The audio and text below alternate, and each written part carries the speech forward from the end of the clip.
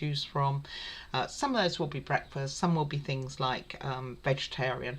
Loads of options to go across, whether you're calorie controlled, you want to prep in 5 minutes, you want to cook in 10 minutes, say, you want a fish dish, you want beef or pork, or you want you know, vegetarian, for instance. Did I say vegetarian? Can't remember. So there's also like gluten-free options, things like that. So it's really handy for many of those types of things. So for this one, I've chosen a giant mozzarella stuffed meatball with spinach mash. So with this one, I have, you can see the calories down there if I can get it to focus. It doesn't overly want to focus there. Hey, come here. Oh.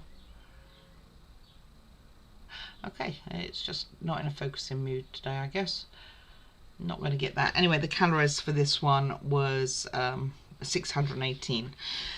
Then you also have your what's actually included in there. I'm actually doing the 4 portions, so I do 5 meals, 4 portions, and I freeze the rest.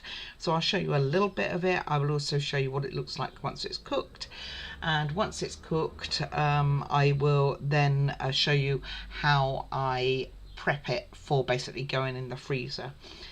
So that I can have it for another time. Now this works really well for everything, but if you have salad, of course, it's not going to work well with any salad stuff pretty much. Mayonnaise you can't really freeze, so just be aware of that. But everything else is pretty much freezable, to be honest with you. So I am going to get the things ready for this. I'll show you a little bit of the prep, not a lot, trust me.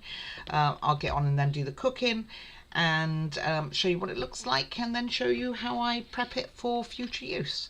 So I hope you enjoy this as a slightly different slant than what I normally do. See you in a mo.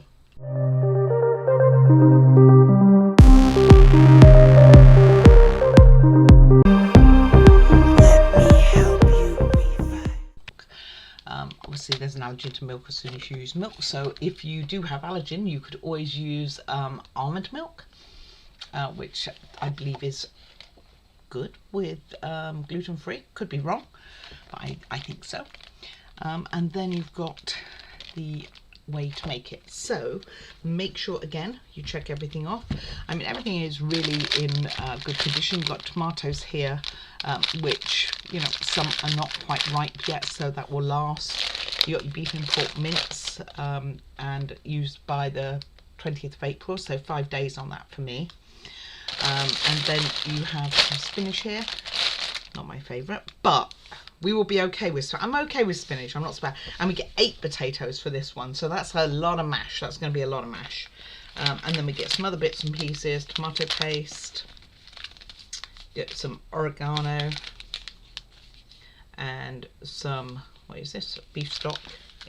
I bet, is this intense? Yes, this is an intense as well. So we will get on with that. Okay, so I'm going to get and prepare the food for the giant meatball, mozzarella ball actually. So only thing that concerns me is the meatballs aren't cooked for very long. You have to brown them first, and then I think you cook them for about 15 minutes, which doesn't seem particularly long for me. Okay, so what we need to do is cut the potatoes up into cubes. I'm going to put those straight in the pot here. I'm going to be adding spinach to it at a later date, so I will get that sorted. And then in the spinach, they're just doing with boiled water poured over it, let it cool, and then give it a good squeeze so you've got no excess water. We are adding some garlic, which is going to go straight into a frying pan along with the onions, which are going to be, how do they want the onions done? They want the onions, So the garlics are chopped or grated, and you want to use half of it in with the meatball mix, and half will go in this pan, so don't put it all in there. It's quite a lot of garlic. Okay, so garlic you can chop or grate depending on what you want. Onions you are going to just dice, and cherry tomatoes you're also going to dice. Carrots you are going to top, tail and grate the carrots. So because I bought the food a bit ago, like almost 2 weeks now, and I've just got to it, other than the meat, which has been in the freezer, and the mozzarella, my carrots did not make it. So I happen to have some carrots that I've pre-cooked a while ago, and I sliced them and cooked them in some butter. So I'm actually going to use those in this one. I think it would be just fine. All right, so like I say, let me get a potato. I'm sure you can cut potatoes, but just, you know, just in case you're not doing these things often. So like I say, if you do decide to do any of these yourself, I do have a code below which will give you quite a large discount actually. So you could give a box a try, why not? Like I said, mine's been kind of sitting around a bit for a couple of weeks, so these potatoes do have a few ears on them. If I'd used everything right at the start, then like the photo shows, it looks, you know, I showed a picture of what they were like when they first arrived, and everything was fine, had no problem. And if you ever do have a problem with Gousto, or any of the others, to be honest with you, you can contact them and they will credit you for the item. And it's different things obviously have a different value. No idea how much each thing is really, but I certainly have said, you know, actually, you know, a carrot was off or something like that. I wouldn't do it in this case because I've had it quite a while, but if it had been off right at the beginning, or something had got damaged, and an egg has got broken. And by the way, Gousto will actually send you eggs for their recipes, unlike any of the others. Others you actually have to provide them yourself, but Gousto will provide them for you. And I've never had one, touch wood, arrive broken. So pretty cool, huh? Okay, as far as your garlic goes, cut the end off, get rid of that, just hit it, and then you got your garlic and you can easily peel it, so nice and easy. And with the onion we are just chopping this up, so all I do is take drop it, yeah, both ends off. And I'm going to do tomato on the other side because it will be juicy. I didn't freeze the tomatoes and they've been fine. Like I say, certain things do well. That said, I did leave the carrots not in my fridge. I probably should have put them in the fridge. That would have been a lot more sensible. I am taking way too much of the onion off. Don't do it my way. I am not a professional, as you can tell. And to cut it, all I do is cut it in half, as I cut my finger off, and do it like this. So I'll go down here, I guess, do a couple of things. Well, I'll do more than that myself if I was doing it right now, and then just cut it like this, and this is going to go straight into the frying pan, which I have off to my left. And it doesn't have to be perfect, you know, do as perfect as you can as such. And sometimes it's nice not to have it perfect, because then it shows your own way. And I'm going to put half my garlic in the same frying pan and leave the other half on the board here. And then tomato wise, I can do over here because it's going to have loads of juice coming out of it. And they just want this diced as well. And this will eventually, I believe, go in that frying pan as well. It will indeed. So after you brown your onions, you're going to put these in there anyway. And I'm just going to cut them into four, so I think we're fine. Alrighty, let me get on with that.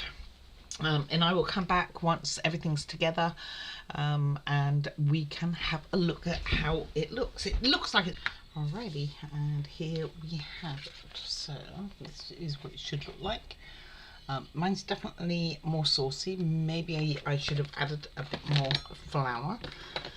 Let's have a look at the all-important mozzarella ball that is in here. Let's see. There you go. So some of it went out into the sauce, but generally It's looking good.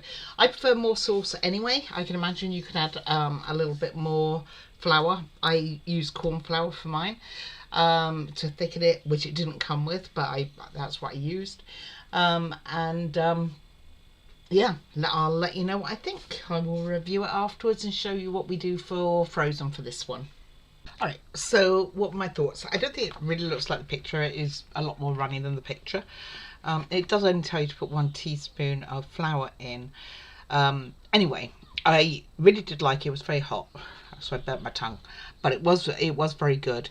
I did have the Uzi in the middle there. Some of it had gone out while cooking.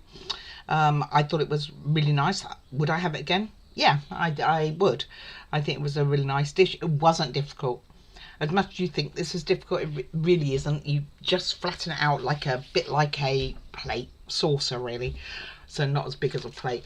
Then you put your, sorry, it's windy in here. It keeps blowing everything around.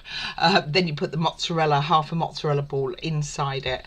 Make it up into a ball, fry it off, and then put it in the oven. I actually put my sauce down first in the oven, and then I put the mozzarellas on top, so they did catch a little bit on the top, which I like. Anyway, that's what I did. And the spinach, I actually cooked mine with the potato rather than separate, which is what they suggested. I didn't see it that my potato particularly went any more green than if it hadn't have done it that way, so I was fine with it. Okay, so this is what I have. Like I said, the carrots that I used, there's a gone. Not their fault, mine for doing it like 2 weeks afterwards, but I did have some carrots which I had previously cooked and frozen. So this is what I'm doing. I'm just putting it into what I consider a one tray. It's one compartment. It's got the mashed potato underneath, the meatball then, and the sauce on the sides. When this freezes and defrosts later on, we will probably see I hope I see a fair bit of the sauce has gone into the potato and therefore worked that way. I don't know. I mean, that's what has happened in the past, is if there's quite a lot of sauce, it's sometimes like with a curry, if I'm making a curry, I might add a bit of extra water, but there again, that is going with rice, not necessarily mash, so hey. Anyway, like I say, I would have it again. I'd probably rate it about 4.5, maybe just a bit over. And that's that. Okay, anyway, that's this dish. So do please like and subscribe. Like I say, it's something I'm going to do maybe once a month.